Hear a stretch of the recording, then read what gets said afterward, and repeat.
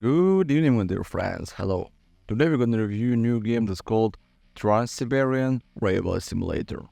Great game if you're looking for a realistic train sim where you have to repair parts realistically.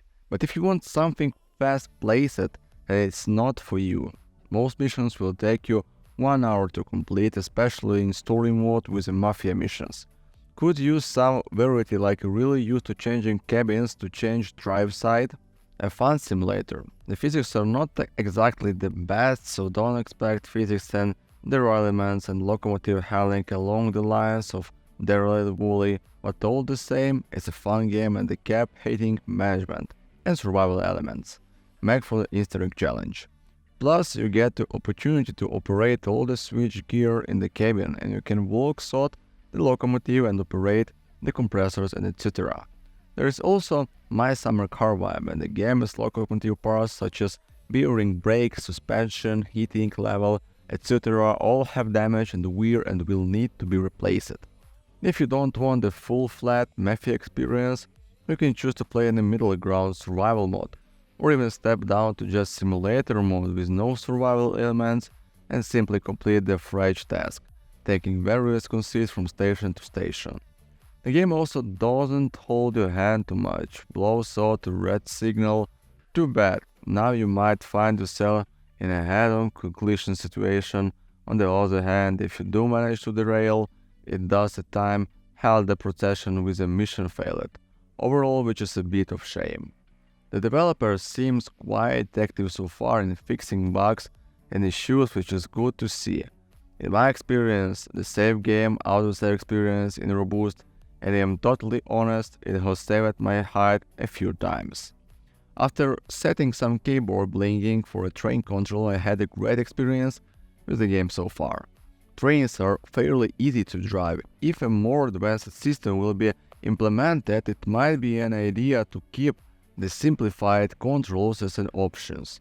Runs fine for the days for potato system. I'm not sure yet if I like the survival element or if I'm gonna hate it. The story mode so far seems fun also. It has mostly been fetch quests so far. For now, with the price they are currently asking, I think there are worse ways to spend your money. Give it a try. I am sure 2 hours should be able time to try it out and decide. Okay, so the best gaming moment I've had in years was playing this. I was going saw the tutorial and came to the long bridge where you have to stop and wait for another train to go by. Well, I didn't stop in time and it was like 50 hours or so matters past the switch.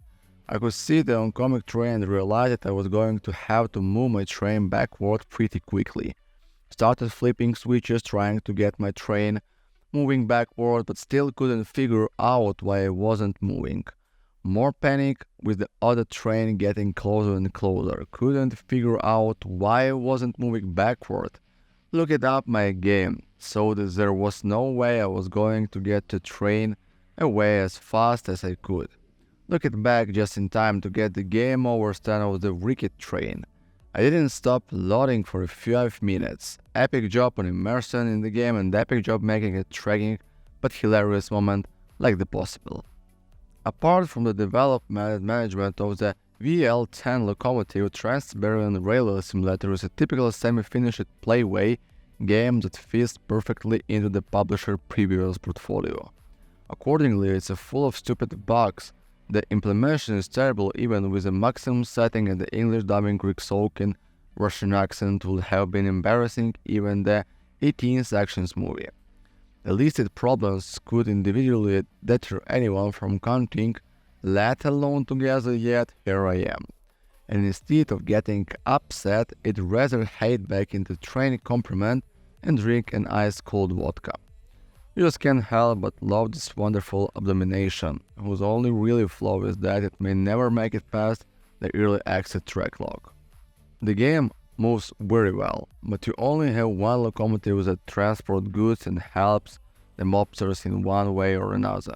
It's an early access game, but even so, the fact that I can't disable that HUD and anyone writing all over the stands made me refund the game. More work, especially since he doesn't really have physics either. It benefits from the survival locomotive repair system.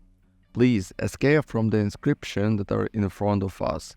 It offers the possibility to activate and deactivate when we want this marking and we need a map. All of these are urgent.